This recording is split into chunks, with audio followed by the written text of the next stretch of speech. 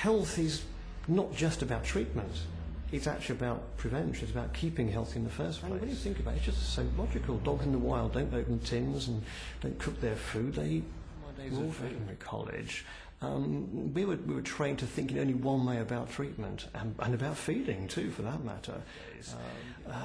Lecturers in nutrition at veterinary college are funded by the big dog food manufacturers, and to me it's just appalling and completely reprehensible that lecturers are giving lectures on nutrition funded by dog food manufacturers. I mean, it just seems ridiculous to me. How can they give an unbiased lecture on nutrition? My dogs now have raw chicken wings, raw mince, liver, offal, raw vegetables, and they don't have lots of carbohydrates, which dogs don't need. Kind of brings it home to me that some of these, what would appear to be apparently healthy dogs on the outside,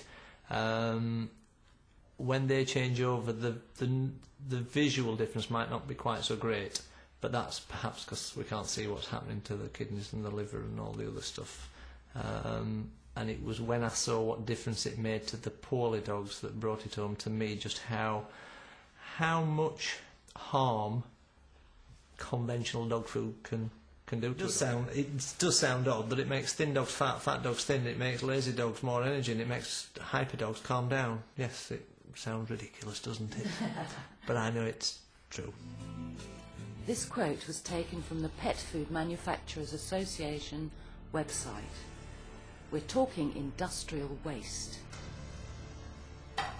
Salt and some propylene glycol, cheap fillers, bits of dead. I believe if consumers were aware of the ingredients in many commercial pet foods, they would be outraged. Most contain condemned parts of factory-farmed animals that are considered unfit for human consumption. One would not use them as fertilizer in one's garden, let alone feed them to one's beloved. I became involved in the massive pet food recall. It began in March of 2007. It ultimately involved dozens of very well-known pet food brands for cats and dogs, and ultimately led to the estimated death of 8,500 dogs and cats. And heaven knows how many dogs and cats became ill. In my mind, though, what are the pet food companies going around the world market trying to find the lowest cost ingredient? I believe was an indicator that genetically engineered ingredients. The byproducts often lack essential nutrients. They are not whole food. And our pets are mirroring these same health problems. Obesity, diabetes, high incidence of cancer, impaired immune systems, the list goes on, chronic skin infections especially. Feed real food and watch your vet bills fall.